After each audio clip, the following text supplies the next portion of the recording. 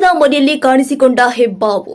ಚಾಮರಾಜನಗರ ತಾಲೂಕಿನ ಹೆಬ್ಬಸೂರು ಗ್ರಾಮದ ತೋಟದ ಮನೆಯಲ್ಲಿ ಕಾಣಿಸಿಕೊಂಡ ಭಾರೀ ಗಾತ್ರದ ಹೆಬ್ಬಾವನ್ನ ರಕ್ಷಣೆ ಮಾಡಲಾಗಿದೆ. ಚಾಮರಾಜನಗರ ತಾಲೂಕಿನ ಹೆಬ್ಬಸೂರು ಗ್ರಾಮದ ಶಶಿಕುಮಾರ್ ಎಂಬುವರು ತೋಟದ ಮನೆಯಲ್ಲಿ ಮಂಗಳವಾರ ಮಧ್ಯಾಹ್ನ ಭಾರೀ ಗಾತ್ರದ ಹೆಬ್ಬಾವು ಕಾಣಿಸಿಕೊಂಡಿದೆ. ಹೆಬ್ಬಾವು ನೋಡಿ ಭಯಗೊಂಡ ಶಶಿಕುಮಾರ್ ಕೂಡಲೇ ತೋಟದ ಮಾಲೀಕ ಸ್ನೇಕ್ ಅಶೋಕ್ ಅವರಿಗೆ ದೂರವಾಣಿ ಕರೆ ಮಾಡಿ ತಿಳಿಸಿದ್ದಾರೆ. ಸ್ಥಳಕ್ಕಾಗಮಿಸಿದ ಸ್ನೇಕ್ ಅಶೋಕ್ ಅವರು ಹೆಬ್ಬಾವನ್ನ ಸುರಕ್ಷಿತವಾಗಿ ಹಿಡಿದು ಕಾಡಿಗೆ ಬಿಟ್ಟಿದ್ದಾರೆ. ಬಳಿಕ ಕುಟುಂಬದವರು ನಿಟ್ಟುಸಿರು ಬಿಟ್ಟಿದ್ದಾರೆ.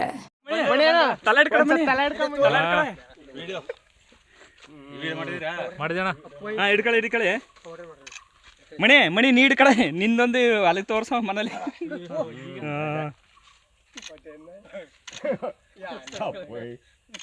ಮಣಿ ಕಡ್ರ ತಗೋಬೇಕಪ್ಪ.